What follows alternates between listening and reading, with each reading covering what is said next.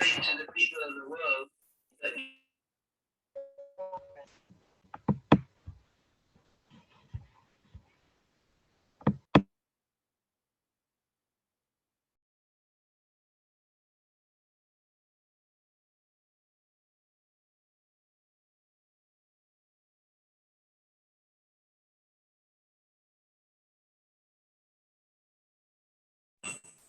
but we have to convince them in an intelligent manner. We can't hear you, Murali Maharaj. Can you hear us? Yeah, we have no sound from you.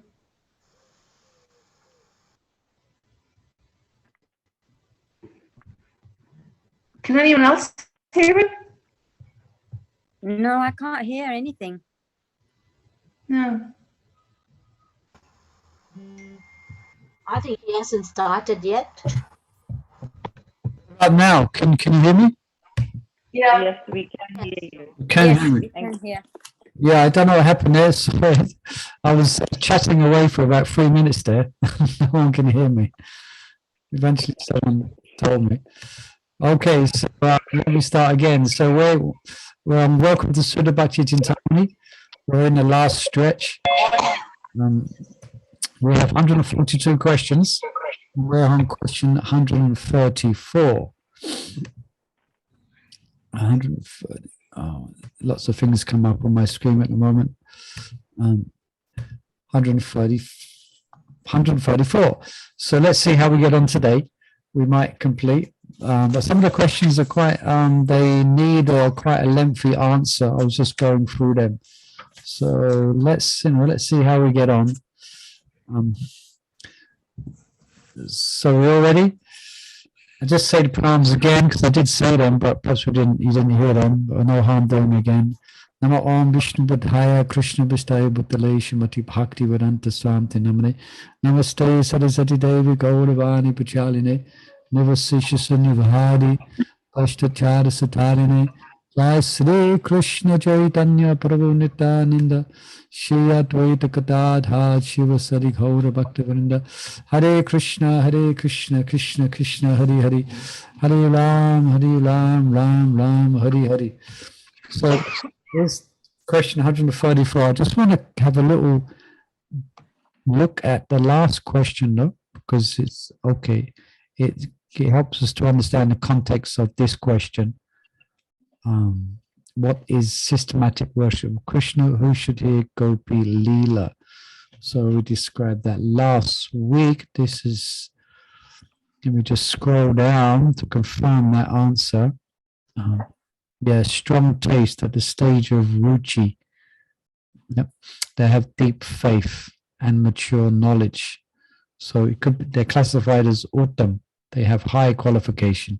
So that's devotees who should specifically hear Gopi Leela.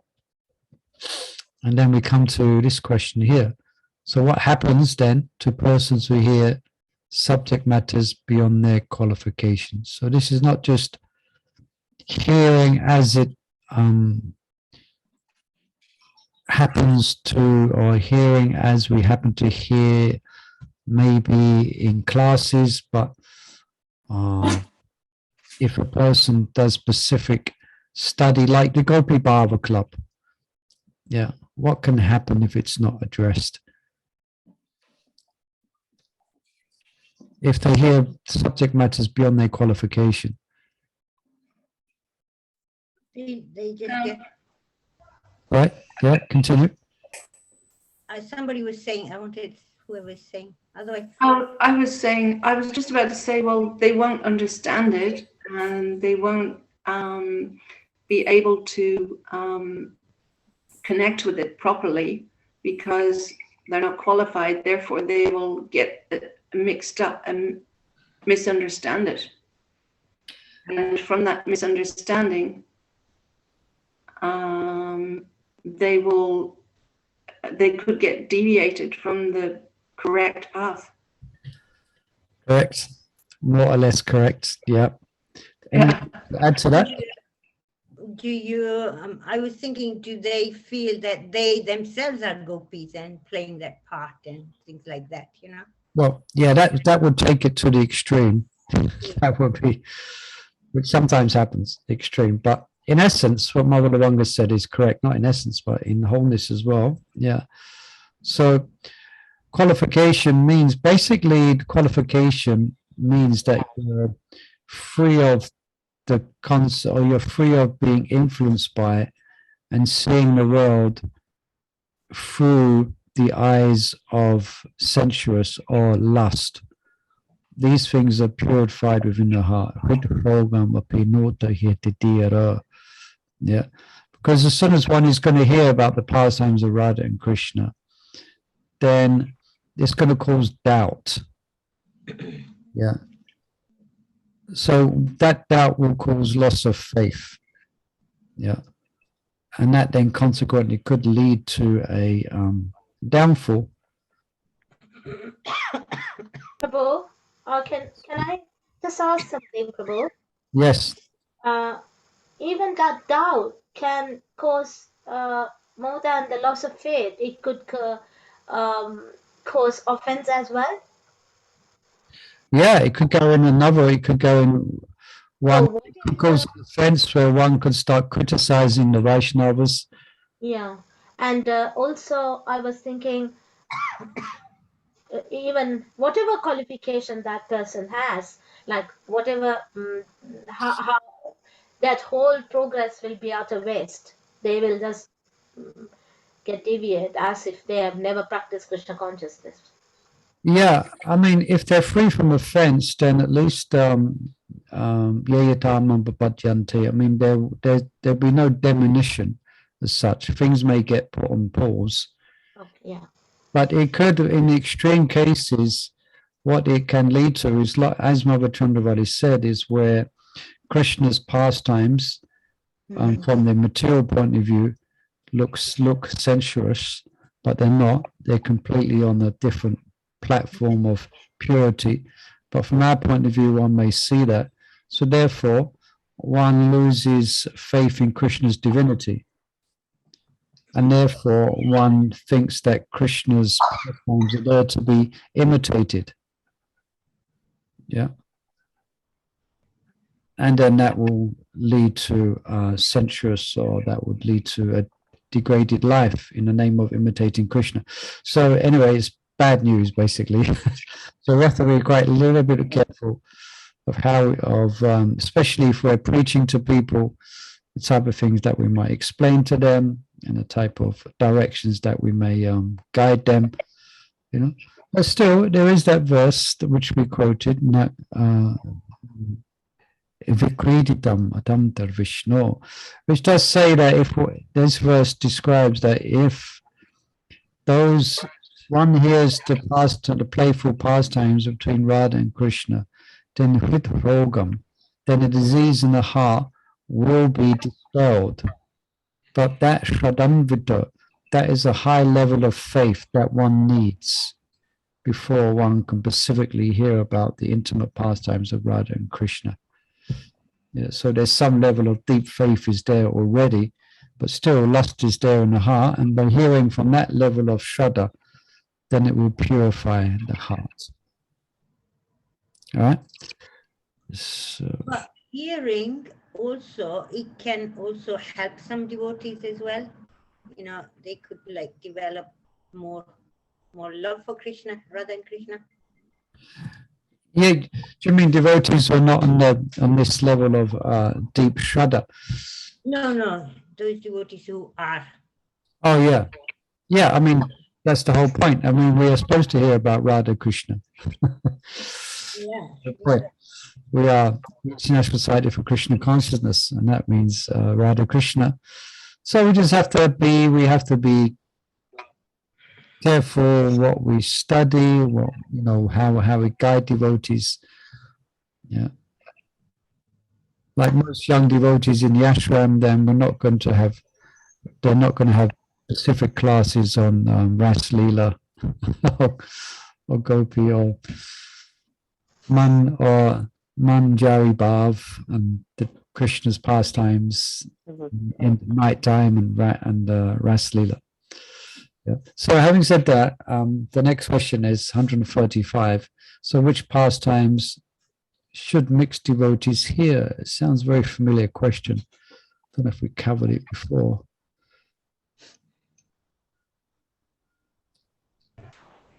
So that's the question then. Which pastime? I think they can hear all the pastimes, like Krishna book, all the books that Prabhupada, like Bhagavatam has many pastimes, Krishna book, at least all those. Yeah. Apart from the intimate pastime, ras dance kind of pastime. But still, Krishna book, although it has the Rasa Leela in it, it was distributed to the public. So, and it is presented in such an expert way by Srila Prabhupada that even the most licentious person would find it difficult to be disturbed. It's written, that is Prabhupada's genius. So in that sense, it was distributed as well. Before Prabhupada speaks about Ras Leela, there he gives he gives an outline of of how it is to be understood. So basically, yeah. So devotees, mixed devotees, hear topics about Krishna that's going to purify the heart. Krishna's different incarnations, Krishna killing different demons. Remember we went through that, the demons that Krishna kills and the different anatas that they represent. So Krishna's, there's 9 mythical pastimes. There's different pastimes. There's occasional pastimes and there's eternal pastimes. So the occasional pastimes, although they're eternal, is killing of different demons. Yeah. So you're going to hear those pastimes which are going to help purify selfish motives. Yeah. So in other words, we can purposely hear about Krishna's incarnations, Lord Nrsingadev, for example, Lord Ram, Lord Vamanadev, then we hear about that and we can read those pastimes. Yeah. So in other words, pastimes that explain Krishna's opulence and divinity. Yeah. So these devotees may incidentally hear Krishna's Rajlila pastimes. So occasionally, yeah, you may sing songs. For instance, we sing a song every day, Jaya Radhe, Jaya Krishna. Oh, no, we're not. Well, we was doing in Julanyatra or Jaya Radha Madhava, I meant actually. Yeah. But generally they should keep a reverential distance from the subjects that are related to Radharani and the gopis. They should be a little bit reverential, keep a distance, you know. All right. I think we're just reading here, this last part here. Let me just read this here. In teaching mixed devotees to chant Hare Krishna, preachers should encourage them to hear the holy name and give up offenses. Beginners are incapable of any form of systematic worship of the name, but they should be encouraged to purify their heart by worshipping deities of Gaura-Nitai, offering regular service and remaining faithful to Lord Chaitanya's teachings and mission. Yeah, so that's going to be the preaching, to follow the regulative principles, to engage in some service. Yeah. Okay, covered that one nicely, I think. Well, so number 136. What is bhajan? And who got that question? And who can practice it? There must be can there, mustn't it? Who can practice? Should. And who should? Let me. Oh, you've got it. You got the book there, yeah. What is bhajan and who should practice it? And who should practice?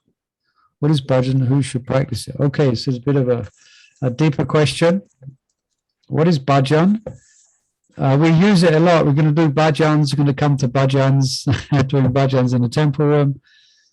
But actually, it has a bit of a deeper meaning than what we probably understand it to be. And that's why the question is being asked. I mean, what is it exactly? Well, we're doing this book, Bhajan Rahasya by Bhaktivinoda. Like Srila Haridas Thakur. Oh, Yeah, so Bhajana Rahasya. Okay, you're doing it with Nam Sankirtan. yeah. So Yeah, like- great. So you can tell me what is bhajan then? What? You're practicing according to each stage is like ruchi and all that. What the devotee should be feeling or what, like that. I don't know, something like that. Based on Shikshastakam, huh? Isn't it? Yeah, and Shikshastakam. At the moment we do Shikshastakam and it's like brilliant. Like the first slok, he divided into, I think, 7 sections. Yeah. And from beginning to, in the first verse, from beginning to end is the whole of your Krishna consciousness, from faith to prema. And then each section can follow into the next verse. The first 3 Stages, yeah. stages, right? I can't explain to you, but I got it. Eventually, I've got a bit in my head. Yeah, that's you basically give a nice outline because the answer is coming from Bhajan Rahasya by Bhaktivinoda Thakur.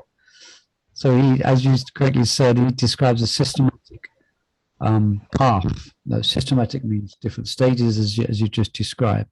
So, as you know, Bhaktivinoda Thakur describes the development of pure devotion. So, from faith to love. And so that's described. So you're studying that. From faith to love is described in the different verses of the Shikshastakam. Yeah, and there's different qualifications of different levels of advancement, and they devotees worship Krishna according to their realization. Yeah.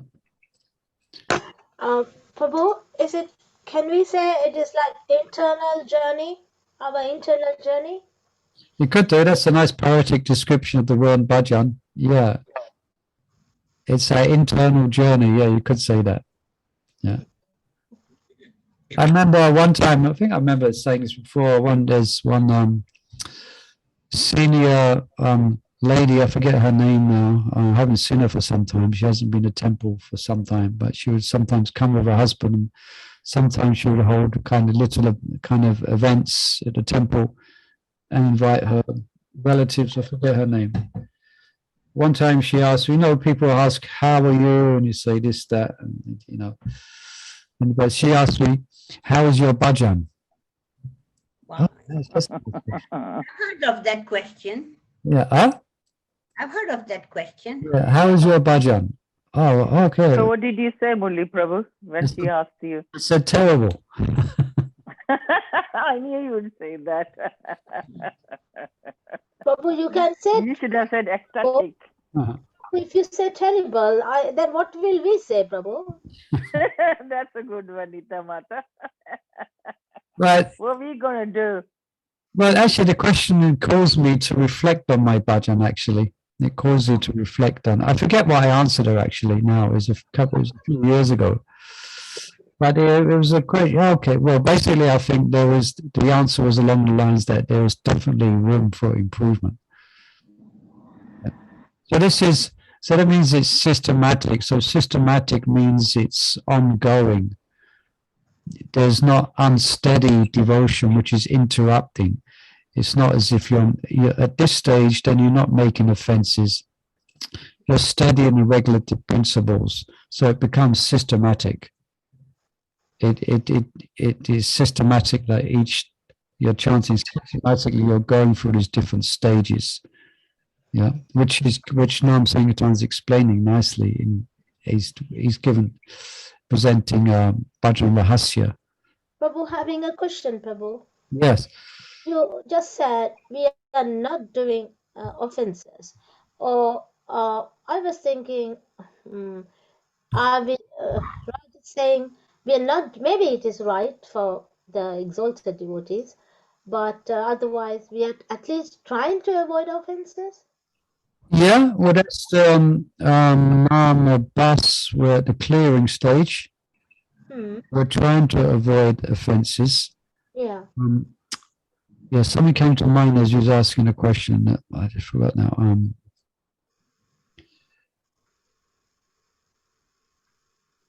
Yeah, I lost it. Yeah, so are we doing systematic bhajan? To that degree that we're chanting without offense, we are cultivating bhajan, you know. So that's what it is. It's like systematic. It's so who should practice it? Let's read here. This worship is performed by chanting Hare Krishna mantra. To qualify the quality of the devotees chanting will determine the spiritual quality of their worship. Devotees keen to systematically understand the nature of pure worship should read Sri Bhajan Rahasya. There you go. Become aware of the path of worship as it ascends to the stage of perfection known as prema bhajan or siddha, worship in pure love. So perhaps this question needs a seminar in itself, which you're already doing. So you've got a general idea what is bhajan. So who should practice it? The devotees should practice it. Those who are sincere and serious about the spiritual life. Yeah. Okay, what about any other questions on 136? I've got that book here actually, Bhajan Mahasya. Perhaps I'll look at that after this class today, after this reading today. So 147. How does inner spiritual cultivation harmonize with the outward exuberance of the preaching spirit? Okay, you understand the question, because in one sense we're speaking about bhajan. So bhajan, for instance, may mean you're increasing your bhajan, increasing from 16 to 32 to 48. So how does it, or can it, or which way, how does that specific cultivation of one's bhajan, which means you have to put quality time into it, how does it harmonize with our preaching mission? How can it harmonize? Yeah, I was thinking, like, if you're doing inner spiritual cultivation according to like parampara, then you will automatically have enthusiasm for the preaching spirit. If you don't have that enthusiasm, then you're not really practicing. Well, then you might be a bhajananandi. That's your practice. It's just concentrating on your own personal elevation. But that's a good point, is that one would be infused. So as Vaishya Shekhar says, you distribute the overflow. You do lots of quality bhajan here in the mountain, and then you distribute the overflow. That's it. You get full, and then you have to the only thing to do is to distribute it. Yeah. So basically, in essence, that's what is said here. But there's a bit more to it. I can just go through some points that are brought up here. Basically, the preaching, so effective preaching and training has to go on side by side. You know, we cannot do without the other. I was thinking, Prabhu, the statement saying achar is prachar and prachar is achar goes here very well, I thought. So yeah, very nice. And there's that verse that Sanatana Goswami glorifies Haridas Thakur, isn't it? He's specifically glorified for that.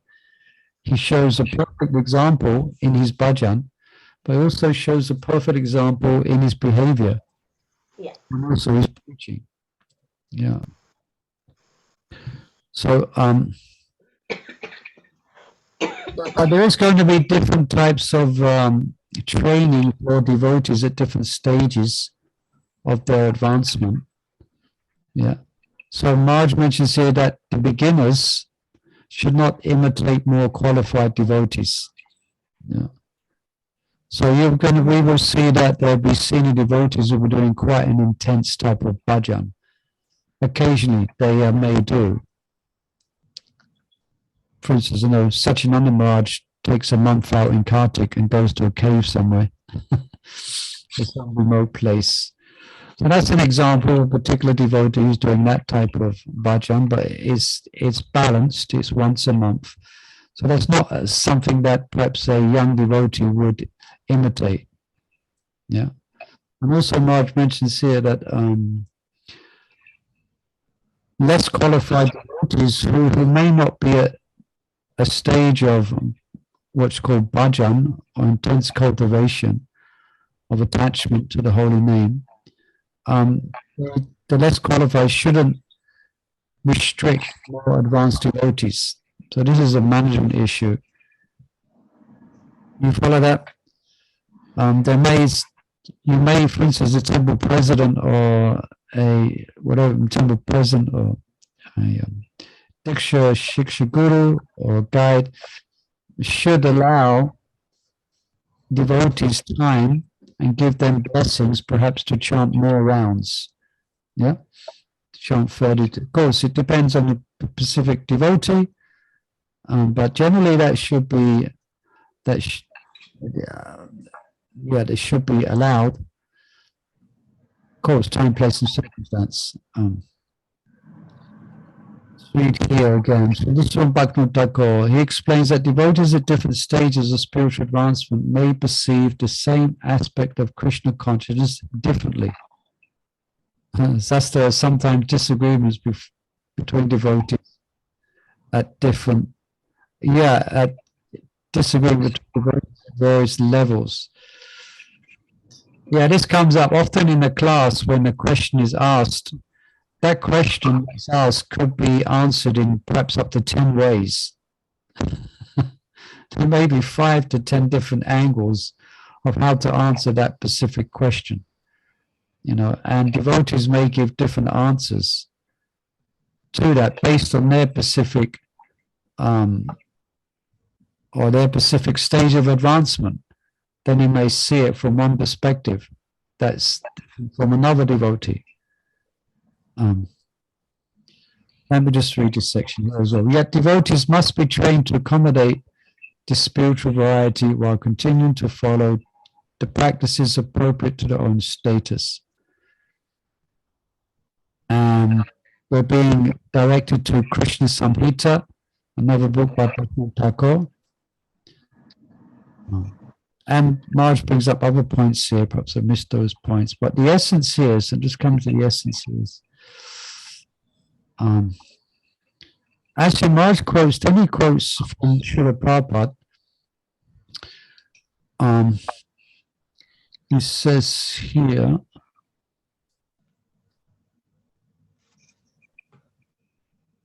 Prabhupada wanted his followers to preach by selling books, performing public Harinam Sankirtan, and staging great festivals. He said, you have 50 years. Think of what you can do. So this is the exuberant preaching spirit. This was Prabhupada's mood. And he says, he told devotees that the best way, he told the king is the best way to attract Krishna's attention as a sign of an advanced devotee. That's what Mother Lavanga was explaining. Yeah, she was. Then after a lifetime of preaching, mature Vaishnavas could retire to write books and engage in solitary worship. It's called Nirjan Bhajan. That's from a purport, Prabhupada says in the 4th canto. Prabhupada states that. So Prabhupada gave that prospect to his disciples. So when they're fully mature. But then there's an interesting conversation that Prabhupada's in Mayapur, where Prabhupada told his devotees that when they're mature, then when they're old and mature, like cheese, old and mature, then they can retire to Mayapur and simply chant. Sometimes Prabhupada spoke about that, for instance, in Krishna Balaram, let them come here and simply chant, let them give up their material life and come and chant here. But then Prabhupada said, of course, for myself, I am not so mature. So the devotees were silent. And then I think one devotee said, but Prabhupada, if you say you're not mature, then how can we ever think we're going to be mature? Then Prabhupada smiled and said, well, that you have to decide for yourselves. But I am not so mature. Then Tamal Krishna said, then we will also never become so mature that we can retire. And Prabhupada laughed. And as also Prabhupada said, I want the benediction that I can go on fighting for Krishna. Yeah, just like Arjuna. So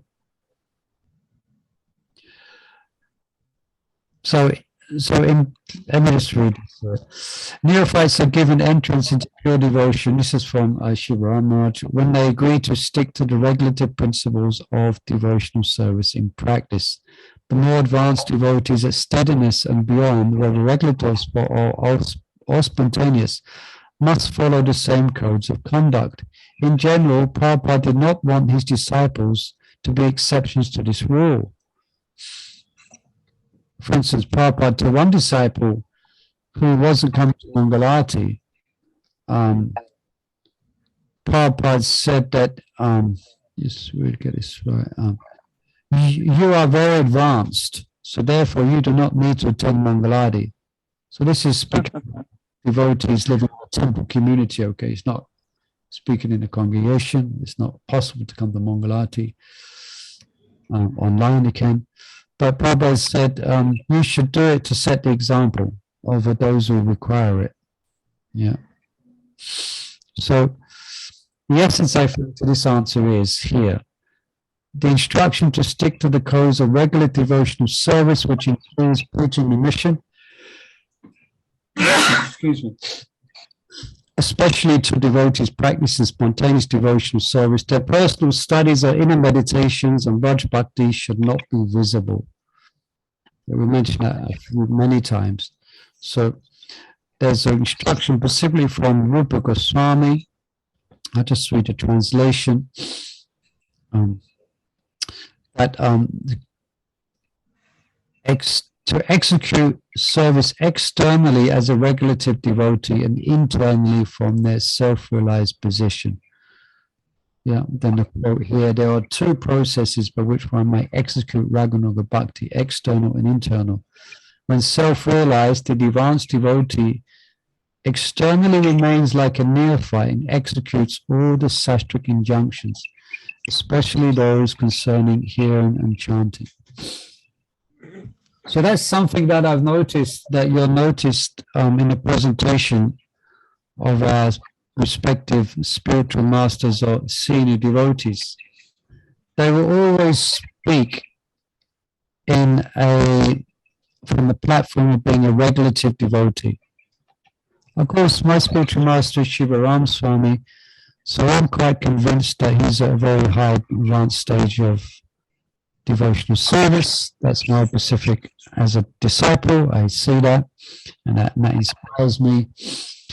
But he always preaches like he's struggling, and he's got no mercy. And he says, when I get the mercy, then I will definitely have to share something with you. He's speaking about like revelation of Siddha Deha and things like that. You know. So he always presents that is and that's what Maharaj is doing, and that's what our senior devotees are doing. That they are behaving and speaking as if they are neophytes. But the other thing is that if we may be otherwise convinced. Yeah. So that's what they're doing, external and internal. For instance, my Guru Maharaj and other your respective leaders, they engage in everyday activities in the preaching mission, able to organize the preaching mission. But so they have one external manifestation, but internally, something else is going on. but that's kept a secret.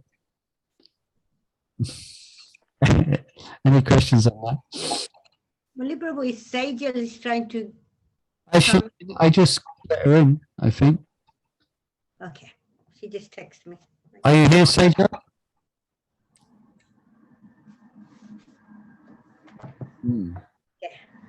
Okay. Okay. All right, so that's that. So I hope that's answered that question. How does inner spiritual cultivation harmonize the outward exuberance of the preaching spirit? So they go hand in hand. It's not one or the other. Although space may be given, and Prabhupada did indicate that some devotees may do that. They may, at some point in their life, concentrate on their bhajana. Prabhupada didn't, he didn't not allow that. He said that. But in general, devotees are not going to follow the course of the Babaji's and take up an external practice of Raganuga Bhakti. That will be done within. That will be cultivated within while executing the mission of Lord Chaitanya Mahaprabhu. That's our line. That's the mood of ISKCON, as opposed to other, maybe, Gaudiya Vaishnavas, to one degree or another. Yeah. Hare Krishna Prabhu. I think it's- I wanted to say, I was thinking, this could be a reason. I heard in classes, it's always good to ask your spiritual master that you are going to living in the Dham. And it's not just like that, you pack your bags and you just change the location. No, of course, no. You should get permissions from your Diksha Guru. If your Diksha Guru is not there available, then you should get advice from senior Vaishnavas. Yeah, get their blessings. Maharaj, I'm thinking of doing this. What do you think? But Prabhu, it's not, I can say it's not happening all the time, isn't it, Prabhu? But there are so many, I know there are many devotees have spoken to their spiritual master. At the same time, it's like 50-50. So we want to be on the 50% that does, okay? Yeah, no, I was just thinking this could be the reason, because spiritual master knows your mood and what are you. That's why that we have to take permission Yeah. with this question. Yeah, one time interestingly, one time I was really inspired. I had a nice, wonderful spiritual experience in Raval. It was really nice, ecstatic. It was, and then I came back from India. And I was blessed to spend some time with my Guru Maharaj. He was in hospital at the time. So they're helping him. And I told him about, I was in India, Maharaj, I went to Rava, ecstatic, and Maharaj, I just wanted to stay there. I didn't want to leave. And he smiled, he just said quite straightforwardly, all right, that's very nice, but what's going to happen when you're not getting that same taste? Okay, you've got some taste there for some time, but that's not going to last. What are you going to do? So in other words, he was bringing me down to earth a bit. It's a fact, Okay, there was a nice, wonderful experience being in that place of Radharani, but it was Radharani's grace and Radharani's mercy. Then, when the taste goes, then I'm sat in the middle of a field in India. There's nowhere to, the well is, nowhere to charge up my phone. Anyway, you get the idea. Basically, we should always want to. We should be fearful of moving without the blessings of the Vaishnavas. We should always should be a natural desire to always move only with the blessings of the Vaishnavas. Yeah. And it may be just a case, maybe say Maharaj comes and gives a class, or a senior devotee comes and can I speak to you, Maharaj, or Prabhu? I have this inspiration to do this. What do you think? you know. Then hopefully they will ask questions about your situation and give some answer. And we may ask 2 or 3 Vaishnavas, you know. But the general mood is that we should want to get blessings. Yeah. All right? You know, when you had that desire, was it Raval, yeah? It Yeah. like that. Those desires would like, to anybody, they would, when you are doing parikrams and this and that, it's so beautiful. Yeah, you come to some spots and it's so inspiring, and the ambience is just wonderful, and you picture yourself staying there and doing bhajan. But go on, yeah. But it's good if we keep having these little desires. Eventually, they will all add up, and you will change. Yeah. So it's good to have these desires. Maybe we're not ready, so we don't do anything about it. But eventually, Yeah. it will add up. You know. And all desires will be fulfilled. There's one devotee I met also on Oxford Street. He's a sannyasi, or what's his name? He's Viraha Maharaj. If anyone know Viraha Maharaj, he's tall, comes from New York, colored devotee. He actually is not part of ISKCON, but he moves quite freely in ISKCON, you know. He has a nice relationship with ISKCON devotees, and sometimes he stays in our ashram. He's not stayed for some time. But anyway, to cut long story short, I was on Oxford Street, and he was really intense, and I saw him, and he's told me, he said, Krishna will fulfill your every desire. Do you understand me? Do you have faith in that? It was quite profound. He was saying it with such as if Krishna, from a lifetime of experience. So there will be some things that we desire in our spiritual life, which will only manifest when we're ready. Yeah, when the right time comes. Maybe 15, 20, 25 years before you're actually ready to actually, maybe some time. So, yeah. Only Prabhu, I think, as you said about that Maharaj, obviously, he had such a faith in Krishna, and that's why he was just passing the message. Yeah, he did. Yeah, he spoke to you. Yeah, which was so wonderful. Makes you, make you understand. Yes, it just gives you the motivation, or it helps you to move on in our spiritual path. Yeah, that's it. Yeah, that's the blessings of senior devotees. Those are definitely than us. Those are more advanced than us. They're a treasure house of inspiration. Yeah, so we should most of it. Wow. And he didn't need to tell you, but he was so nice of him to say that, but he's just. Also, it gives a warning, make sure you desire correct. Yeah, make sure desire. That should be understood, that we shouldn't, I want to be the most powerful GBC. Strong desire. Yeah, how even in our Krishna conscious, we desire to have positions. I want to be in so much ecstasy, everyone's going to see it. I'm going to be so advanced. No, there's wrong desires, so we have to look out. For instance, there's the Bhakti Ladder beach, and sometimes weeds are growing up. So we want to make sure our desires are in harmony with the principles of great humility. We want to be servants. We don't want to be anyone special. Okay, we have 3 questions. So we finish them, then we'll finish. Yeah, okay, let's go for it. How can spiritual cultivation and preaching be united in an institution? That we've kind of answered, I think. Yes. That's been covered. That's covered, yeah. Yeah, we covered that. So let's just go here. Since the Lord's unbounded sweetness is invisible, except there's another subject now. Since the Lord's unbounded sweetness is invisible, except in one planet, that's Goloka Vrindavan, isn't his complete opulence preeminent? In a sense, so isn't that of more importance?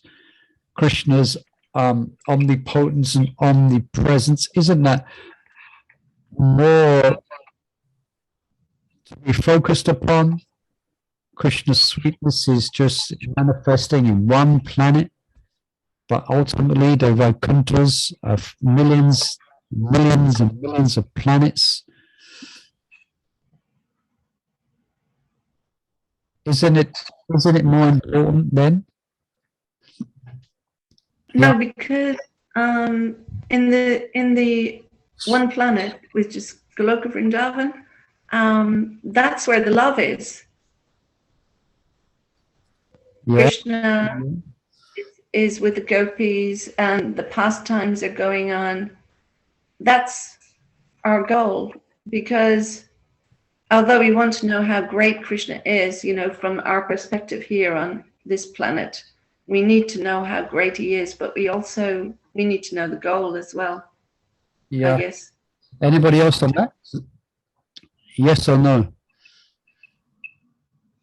Yes. Lavanga Lavanga is saying the answer is no. Yeah, that's true. Answer is no, because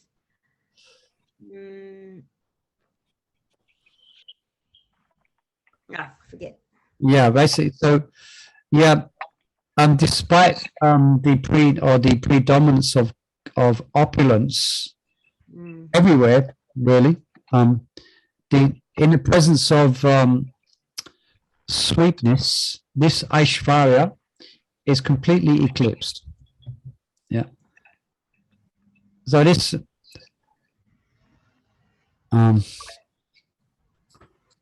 this is Lord Chaitanya explaining the conversation with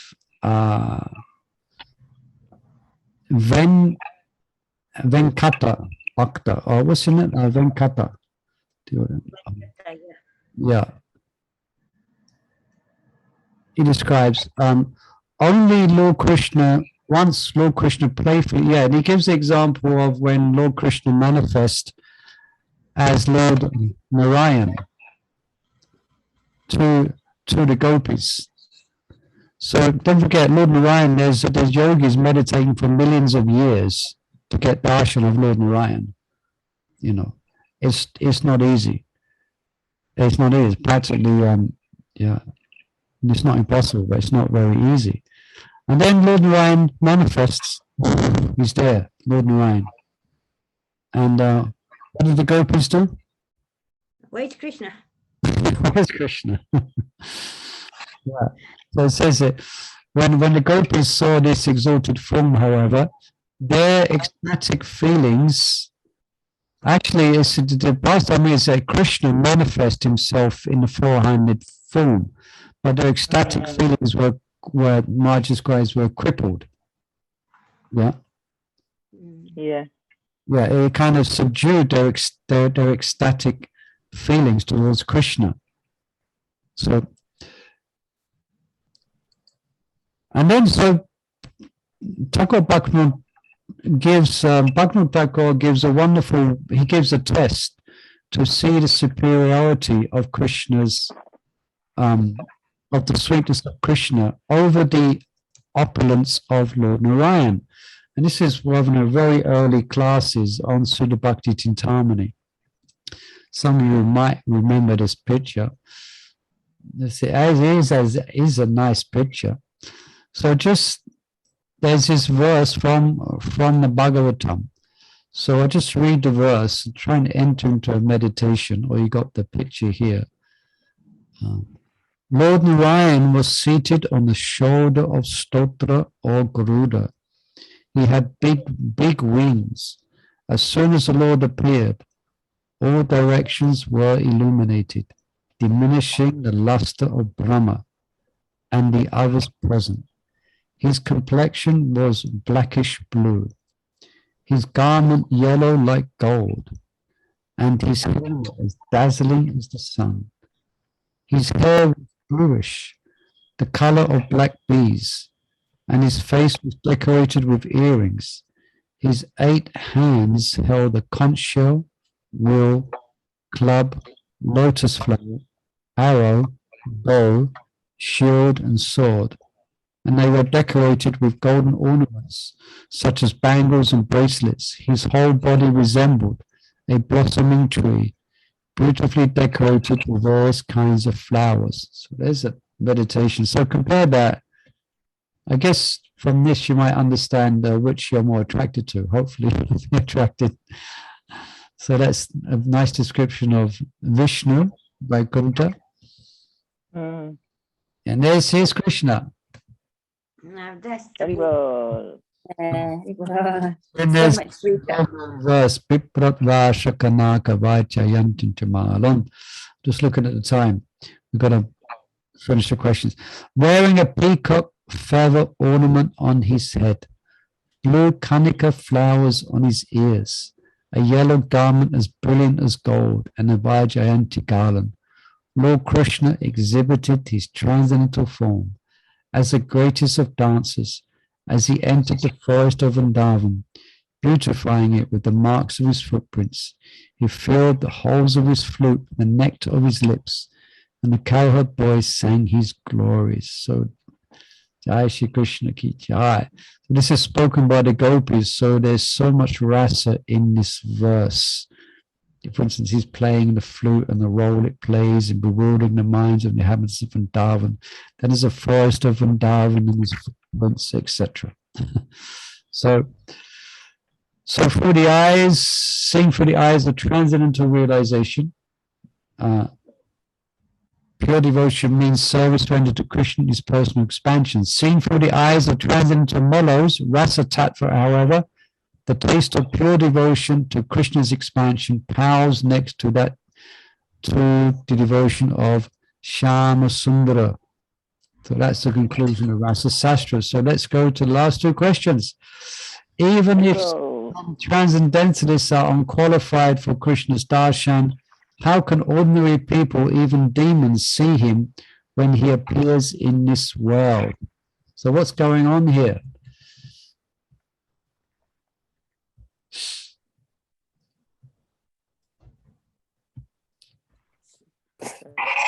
So advanced persons, transcendentalists, they do not get Krishna's darshan. So how is it that demons got darshan of Krishna? Well, they're fortunate, aren't they? That's why they're demons. But We are not. They see him in a deity form. They don't see him in a spiritual form. They see the deity. no, They realize this is. Kamsa didn't see a deity. Oh, you know, like and they It wasn't a deity. envy, like, you know, always thought of Krishna in a envious mood, or It is the whatever, even demons, that is the attachment. I want to kill Krishna. I want to do this. That attachment. Yeah, but they see Krishna, Yeah. and we don't see Krishna. no, Krishna is not partial, is he? He loves. Because we see Krishna through holy name. Yeah, we see Krishna for the holy name. But how is it done? Demons get sakshat darshan. That means Krishna. Didn't we discuss previously with Kamsa that he didn't actually see Krishna? He saw something else. Death. So he's dead. But then, Murli Prabhu, these demons are also not ordinary people. Yeah. They have done a lot of tapasya, their past lives, they have taken that they are going to come in Krishna's pastime. They And desire it. they are not ordinary people anyway. But they are demons. Because Krishna wants to play a game with them. Yeah, he wants that sort of rasa of fighting, and who will fight with them? Nobody will take the role of fighting with Krishna. Lord's desire will come. If Lord wants everything possible. Yeah, then we have giant, Vijay, they came as demons. Yeah. But still, there's other demons like Kalyavana, who are Malechas and Javanas, who actually, they got to see Krishna. Isn't it Krishna's mercy that he's even giving it to the demons? That's for sure, but why? Doesn't he fulfill all the like Kalyavan? He wanted to take darshan of Krishna. Yes. Kalivan go together, right? Muchikunda and Kalivan go together. Thank you. Actually, these are all interesting answers you're given. It kind of means you're stuck. Point. Okay. Yeah, again, Mother Lavanga is doing quite well, actually. I'm sure she must. Did you read these questions before, Mother? No. But that's the way Maharaj answers it here, is actually, they don't see Krishna. They see a reflection of Krishna's form. They don't see the same Krishna that the devotees see. This is mentioned in the Pritya Sandarbha. So basically, Krishna, when he comes, he remains invisible. So he's covered by his internal potency. So the Krishna that Kamsa sees is not the same Krishna that the gopis see. There's a difference. It's Krishna's reflected, because he's not going to let them see there's Krishna, but they don't get to see the Krishna, that the sweet, unlimited sweetness and of Krishna that the gopis see, or Nava Yasoda. So he mentioned here that devotees know that Krishna is a source of bliss. So non-devotees thinks Krishna causes them suffering. Yeah, he is ferocious, and as though he is a friend to all, some see him as the enemy. And then we have where Krishna comes into the wrestling arena. I think Mother Chandravali mentioned this. And devotees see him, they all see him from different perspectives. So therefore, when Krishna appears on earth, he is not truly seen by anyone. He's only truly seen by his unalloyed devotees. They actually really see him. But still, some may argue that simply by seeing Krishna, even these demons, they see a reflected form. They didn't see the same form that the gopis saw, but still they got liberation. Yeah. So in other words, Krishna is so potent that even the reflective vision of him purifies ordinary people. Yeah, when they see him present on earth. So once purified, these people can actually able to see him directly and attain perfection. So that even they see this reflected form of the form that devotees see, still is of benefit. And then this Maharaj brings up about Shishapal when he was killed by Krishna. At the last moment he was gazing at Krishna, then he realized, then actually Shishapal no longer saw Krishna as his cousin and constant rival. He saw the eternal form, garlanded with the effulgence of the Sudan chakra and filled with power and glory. So therefore, he actually achieved perfection of seeing Krishna directly. So in essence, the answer here is exactly that the demons don't actually see Krishna. They see a reflective form of the actual Krishna. All right, so a bit of a trick question in one sense, but actually, because they don't actually see. But still, the answers you all gave is also could be used as well. Looking at it from another perspective, the demons, they're actually special. At Krishna's pastimes, the demons come to exhibit the fighting spirit. So that's why these demons see Krishna. But I thought this is an interesting take on it. This is from Goswami. So again, in essence, the gopis that Krishna, the Krishna the gopis see is different from the Krishna that Kamsa sees. It's not the same. But then we have the last question. How can Krishna simultaneously forget his divinity and be completely aware of it at the same time as he engages in pastimes? Because he's Krishna, he can do anything. I guess that's the essence of it. All right, simple answer. And so, but there's a bit more to it here. Let's kind of fluff it out a bit. The Yoga Maya. Yes, so while he displays his Shuma-like pastimes, Krishna, he's displaying his Shuma-like pastimes, so he's fleeing in fear of Mother Yasoda. So is he aware of his divinity or not when he's running from Mother Yasoda? If the answer is yes, then how can we taste that pastime? Oh, now it's time for me to, now here comes the pastime, okay. It's time for me now to steal some yogurt. Mother Yasoda is going to run after me. So I'm the Supreme Lord. So you can understand he cannot taste it the same. How he can't really taste it. No, Yoga Maya comes. Yeah, so it's actually there's these two potencies of Krishna. One is this is given by Vishnu Bhagavati Thakur. One's mukdata, which means he forgets his divinity. So Krishna has no idea that he's God when he's running from Mother Yasoda. He's just scared of the stick. And his mother's going to, he thinks his mother's going to hit him, as though she would never take a stick to Krishna. That's why it's so amazing. She picked up a stick. Krishna was horrified. Never as before his mother picked up a stick. This time she's picked up a stick. So he's rolling in fear he's fearing for his life. So And he's got no idea he's God. Krishna's potency.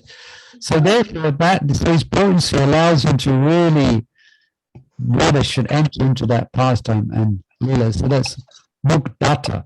There's two aspects of his internal process, mukdata and sarvagyan.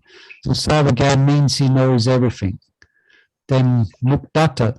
So he's the love of his intimate devotees make him and completely cover his omnipotence and presence and omnipresence. Right, so that's from Vishnu Bhagavati Thakur. So both these simultaneously exist in Krishna. That's Krishna's Achinta Shakti, as I think Samadhi Radhika said in the very beginning. She said that, yeah, it's Krishna's potency. Okay? But that's the essence of it. Time is 7:03. So that completes our questions on the Suddha Bhakti Cintamani. We covered all these questions. So do we get certificates for studying? No, I don't want certificate, Muli Prabhu. I won't go straight back to Godhead. Certificate, nothing. Well done, everyone. We've gone through the whole of the Suddha Bhakti Cintamani. Questions. So then next week we can begin. What we're doing? We're doing Bhagavad Gita. We're going to finish Harinam Chintamani as well. Yeah. So you can let me know what day you. It's Bhagavad Gita. 2 days Bhagavad Gita. Oh, that's interesting. And we can cover the whole of Bhagavad Gita faster as well. Okay. What about Bhagavatam? I don't mind doing very well. I want Bhagavatam as well. So 2 days Bhagavad Gita we will finish soon. And what about Uddhav Gita, Muli Prabhu? Bhagavad Gita is first. Too many requests for you. Bhagavad Gita 2 days. Yeah, I think that's an intriguing idea. We could do Bhagavad Gita 2 days, and then we'll proceed for it quite rapidly, I think. Once Bhagavad Gita is covered, then we can go. Bhagavatam? Yeah. And then we can go to CC. We will do a poll. You know where we left CC halfway? When once he was doing, is it possible to carry on? Yeah, do this. I mean, why don't you discuss amongst yourselves? That's an intriguing. Oh, so going down the tube, the sound. It's an intriguing idea to do 2 days Bhagavad Gita. I would like to do that. I don't mind. Oh, I don't know. Sounds really bad. Did you hear that? No, Okay. no, we didn't hear it. Can you say that again, please? It's very muffled. Bhagavad Gita. Tuesday, Yeah. Wednesday, Bhagavad Gita. Right. Let's do that book first. Because that finishes all our Bhakti Shastri. Yeah, so let's do Bhagavad Gita's on Tuesday and Thursday. Yeah. What about Wednesday. No, Tuesday. No, so I got that right. Tuesday and Wednesday. Thursday we have a, yeah. We had. Okay, so, Okay. so I start getting so I start getting study together for Bhagavad Gita. Thank you so much. Is it on the same time, 6 o'clock? Same Same time? Yes. Same time. Okay, so let's stop there for today. Any details of the study and how we'll go about it, I discussed with Chandravali, and we'll take it from there. Okay. Jai Srila Prabhupada ki jai. Yes. He's gracefully Prabhu ki. Jai. Haribol. Hari